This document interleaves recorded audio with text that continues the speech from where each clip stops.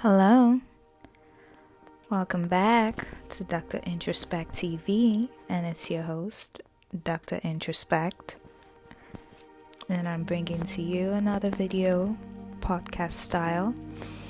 Have you missed me? It's been a long time, and I thought it was due to bring something new.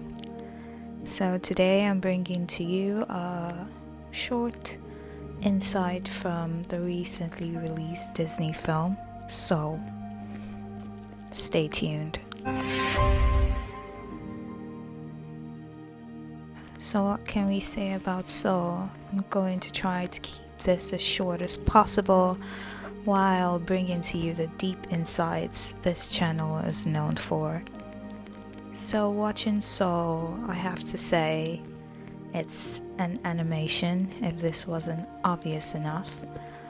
And it's not like typical animations you are familiar with, like your Coco, Moana, which is something a little different for Disney actually, because the Disney platform is known for bringing such rich storylines that are even captivating, especially for the younger population.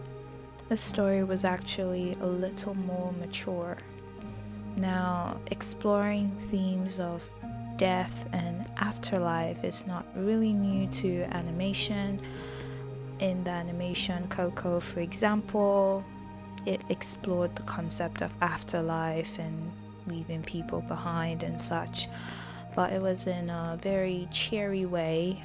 There were soundtracks and such. Here there was no soundtrack, there was no singing, there were no sing-alongs. So it was actually a very mature story. I know people that don't enjoy animation saying this is not going to get them to watch it, but just heads up, if you're thinking this is a really childish film, it's not. It's really mature and it really has a good message to it. So, long and short, we have a black character called Joe Gardner that is played by Jamie Foxx, and we have another character called 22 that is played by Tina Fey. There are many big stars here. We have Felicia Rashad, just to name a few, Angela Bassett. It was really a star-studded cast, not to say the least.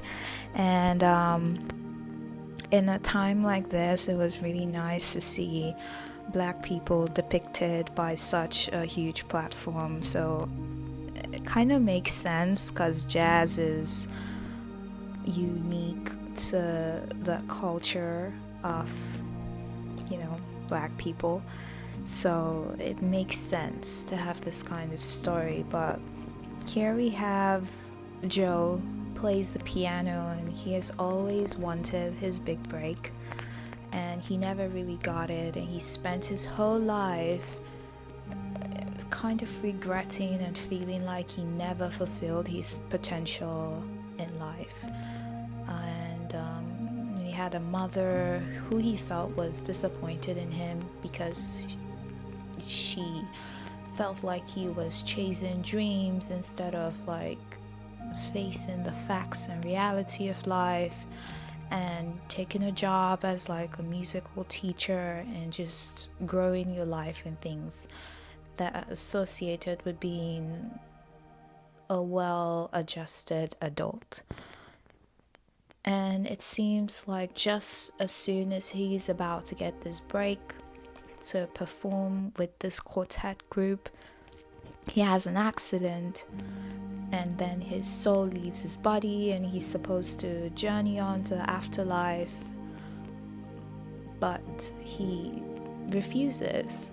So this whole story, he's trying to get back to his body, and he comes in contact with another soul called 22, the character played by Tina Fey. And 22 is the reverse of him. So here he is trying to get back to his body, and live this life that he feels he has been denied his whole life, and 22 doesn't even want to live. So 22 is a soul that is yet to come to earth and live.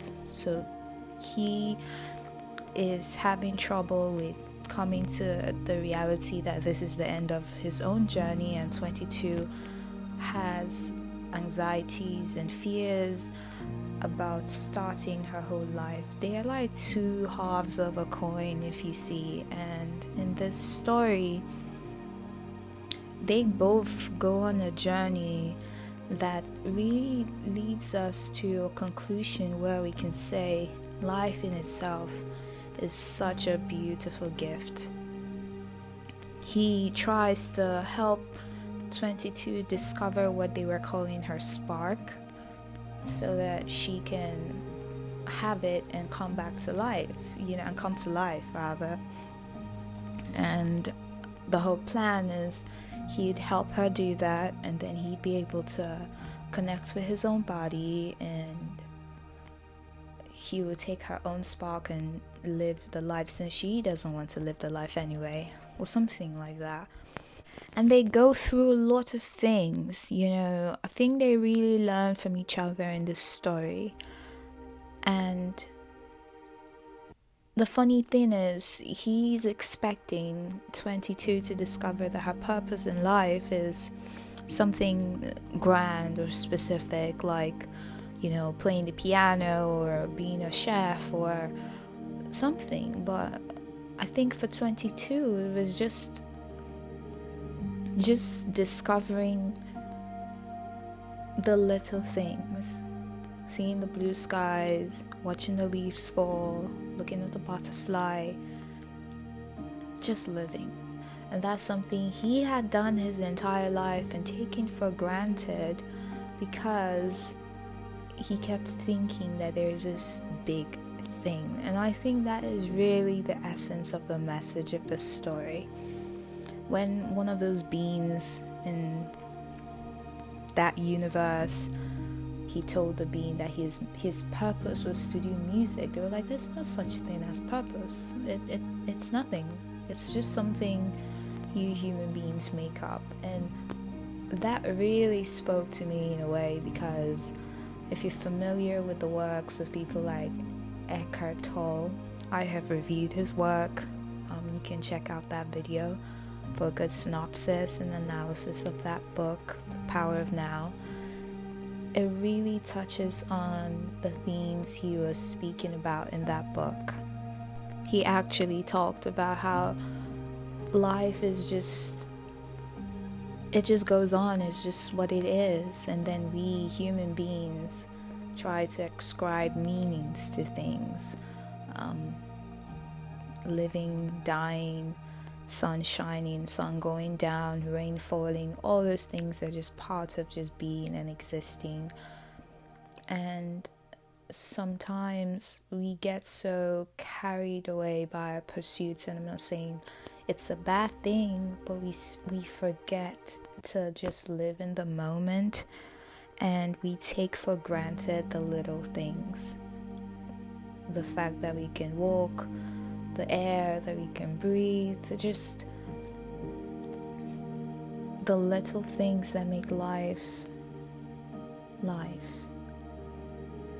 especially for people. And I feel this message is also, it's applicable to everyone, but then especially people that are so goal oriented, they're always chasing the next achievement. And Eckhart Tolle really talks about this. They're constantly chasing the next achievement, that they never actually stop to smell the roses. They're